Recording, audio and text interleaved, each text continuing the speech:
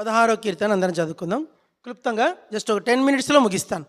16వ కీర్తన దావీదు 16వ కీర్తన దావీదు రసిక కావ్యం. దేవాని శరణుజొచ్చి నన్ను కాపాడం. చదువు.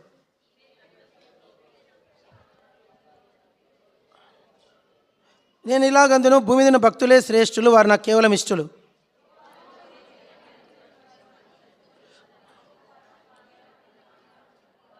యెహోవా నా స్వాస్థ్య భాగము, నా పానీయ భాగము, నీవే నా భాగమును కాపాడుచున్నాం. నా ఆలోచనకర్త అయిన యెహోవాను స్తుతించెదను. రాత్రి గడియలను అంతరింద్రియం నాకు బోధించుచున్నది.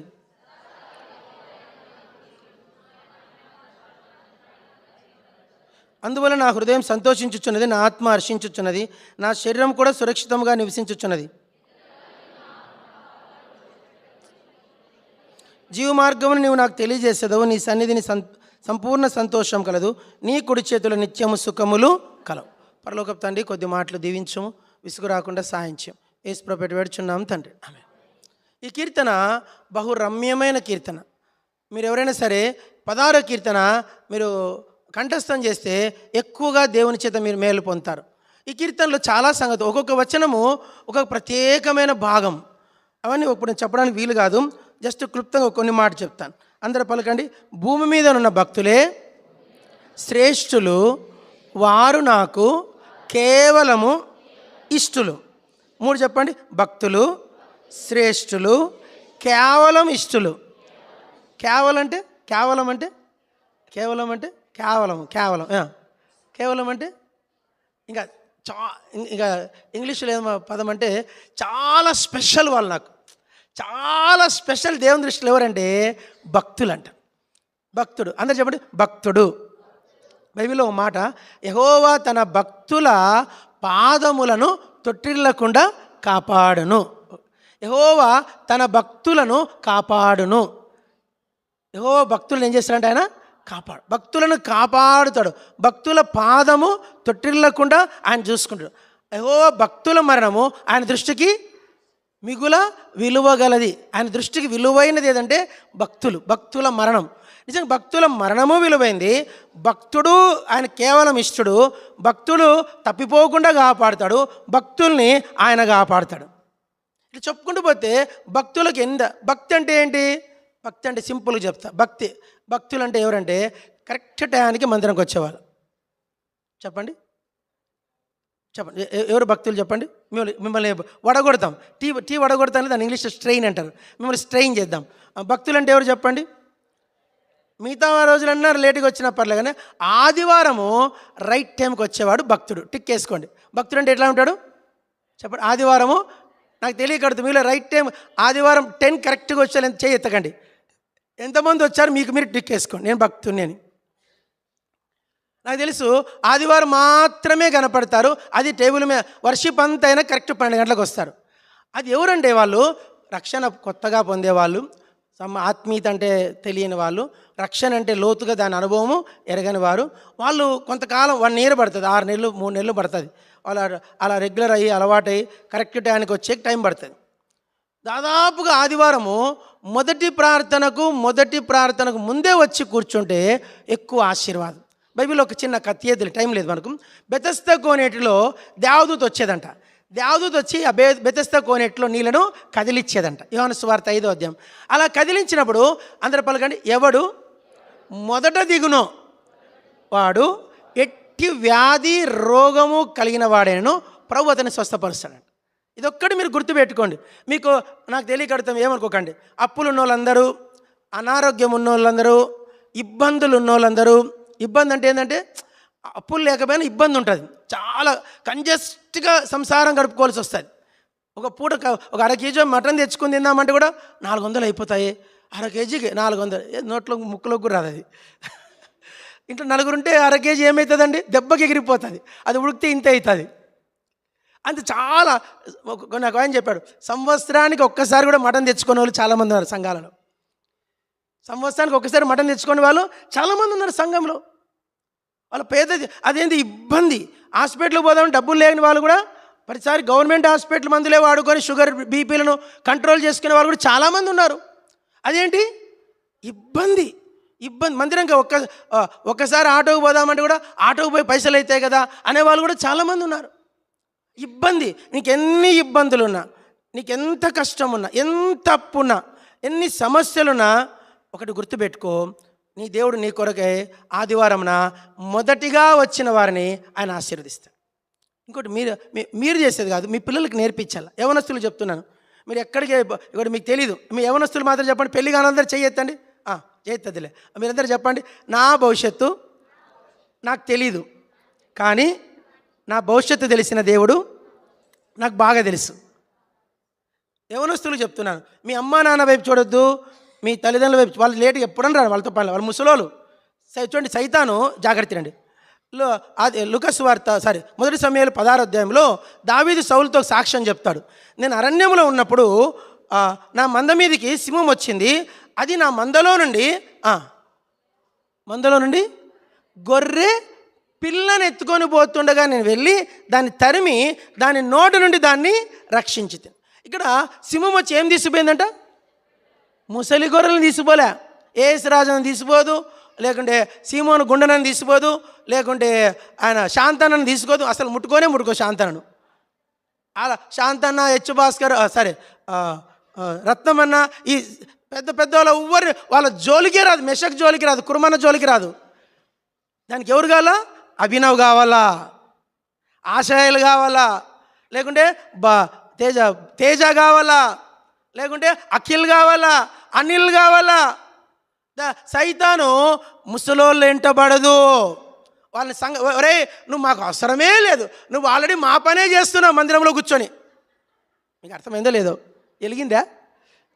వెలిగిందండి? నువ్వు ఆల్రెడీ మందిరంలో కూర్చొని ఏం పని చేస్తాను? మేం చేయాల్సిన పని శుభ్రంగా నువ్వు మందిరంలో తిష్టేసుకొని మా పనులన్నీ నువ్వే చేసి పెడతాను, మళ్ళీ నీవెందురా మాకు అంటది. వానికి ఎవరు కావాలా? ల్యాంప్స్. ఎవరు కావాలి? ఆశ. ల్యాంప్స్ చెయ్యెత్తండి. హనీష్ ల్యాంబే కదా, నువ్వు హనీష్ ల్యాంబే, అహరోను ల్యాంబే, వీళ్ళన్నీ ల్యాంప్స్ అని వచ్చి కూర్చున్నాయి. దానికి ల్యాంబే కావాలా.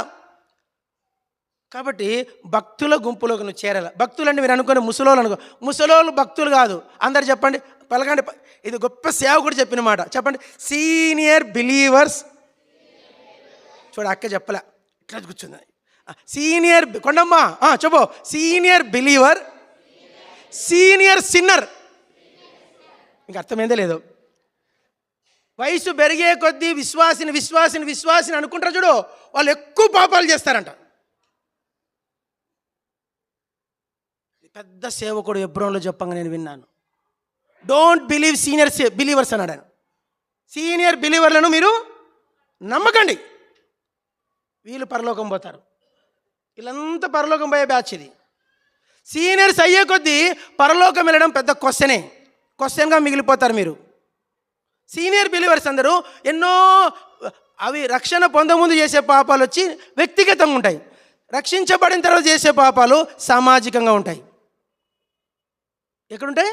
సామాజికంగా. అంటే భక్తులు అంటే వాళ్ళు ఆ గుంపులో నువ్వు చేరాలనేది దేవుని కోరిక. భక్తులు ఎలా ఉంటాడు?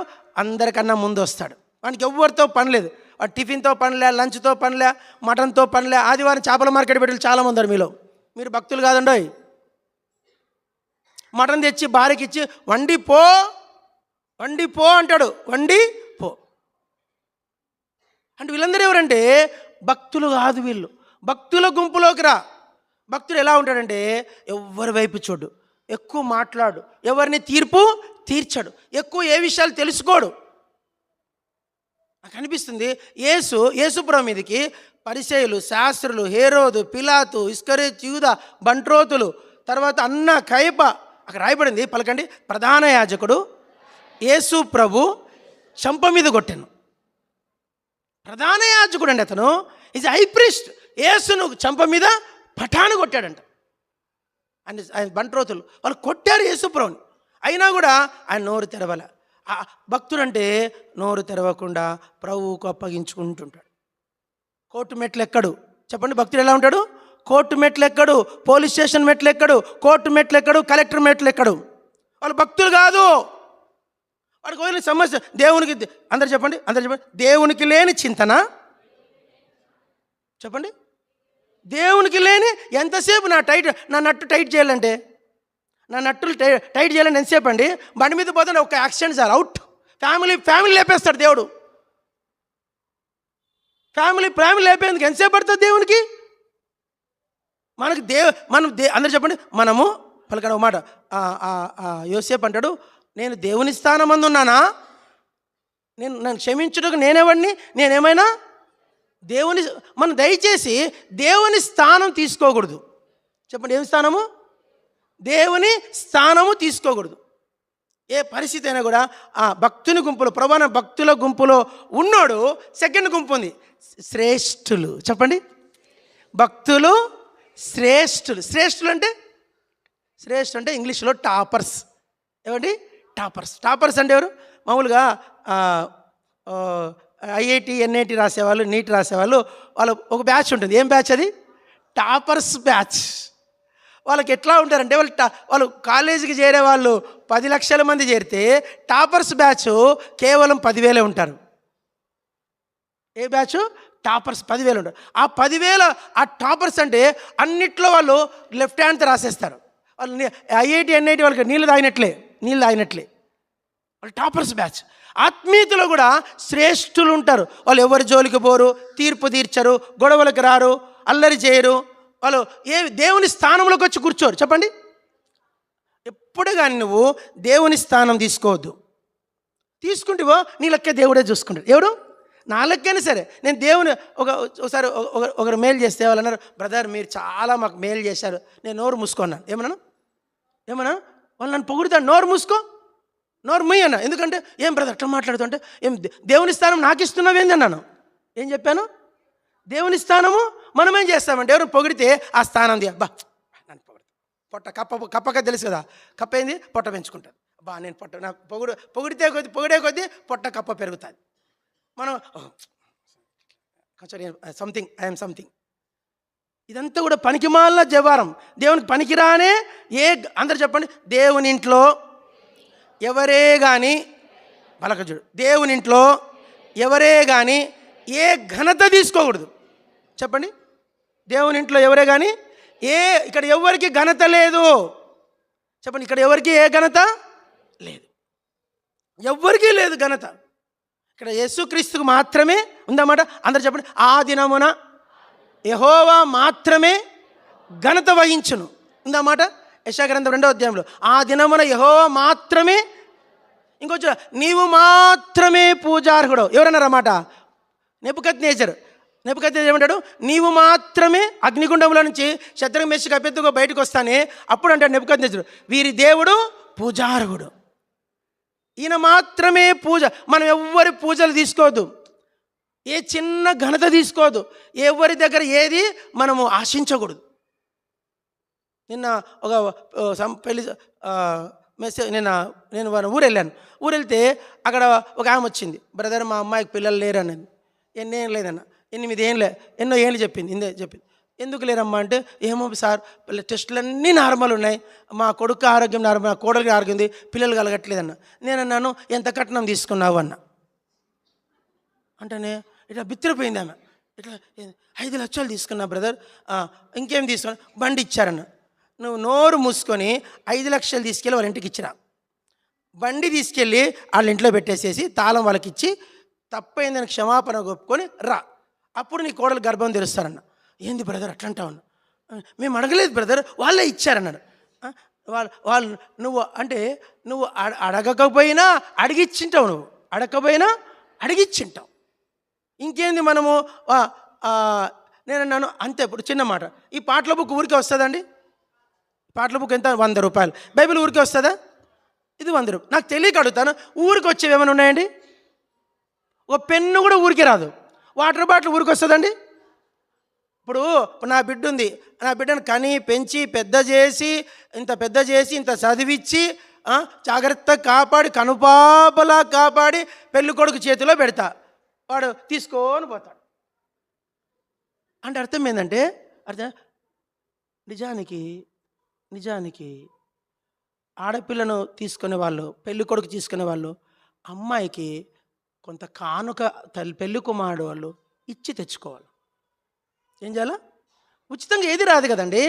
ఉచితంగా చెప్పండమ్మా, ఉచితంగా ఏది?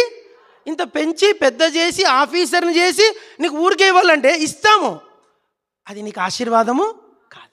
నేను చెప్పాను, మీరు నోరు మూసుకొని 5 లక్షలు ఇచ్చి బండి ఇచ్చి చంపలు వేసుకొని తప్పైందని ఒప్పుకొని దేవుని దగ్గర ఒప్పుకోవాలి. ఫస్ట్ ఒప్పుకొని వచ్చి ఆ అమ్మాయి కొరకు మీకు కొంత గిఫ్ట్ ఇచ్చేసిరండి. తర్వాత దేవుడు అమ్మాయి గర్భం తెరవకపోతే అప్పుడు దేవునితో మనం మాట్లాడచ్చు. ఏంటి ప్రభా, నేను నిర్దోషంగా ఉన్నా కదా, నా చేతులు నిర్దోషంగా ఉన్నాయి కదా, మరి నా కుమార్తెకి ఎందుకు నువ్వు గర్భఫలం ఇవ్వవు? నీ వాక్యం ఏమంటుంది?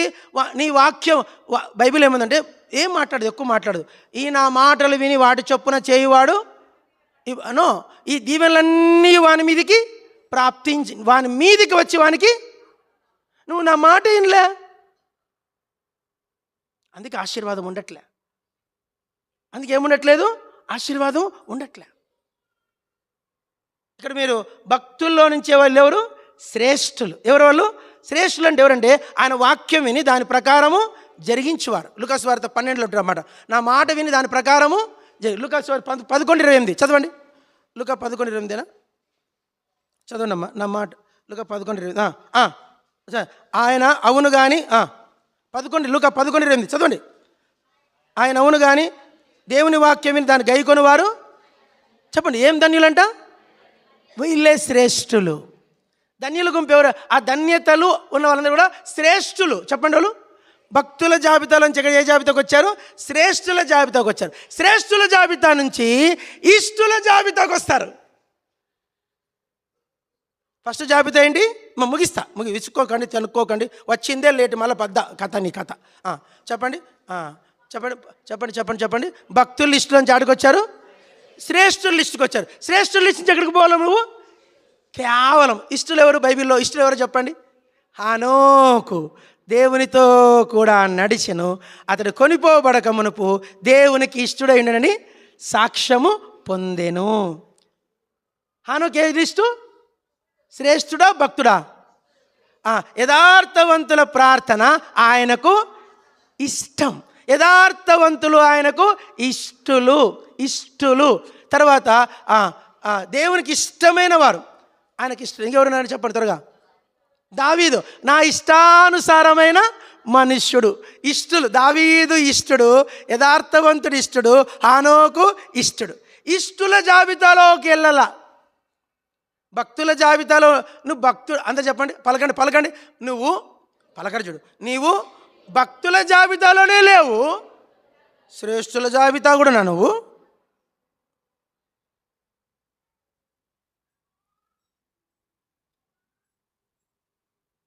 భక్తుల జాబితాలోకే ఎక్కట్లేను. ఉట్టికే ఎగరనాడు స్వర్గానికి ఎగురుతాడంట.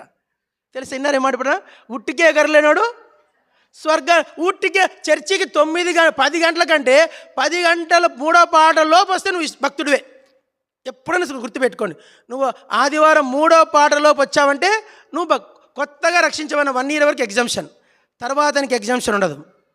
రక్షించబడినాక మొదటి 1 year నీకు exemption, after 1 year cannot be will be excused. నీవు ఎక్స్క్యూజ్ చేయడానికి వీల్లేదు.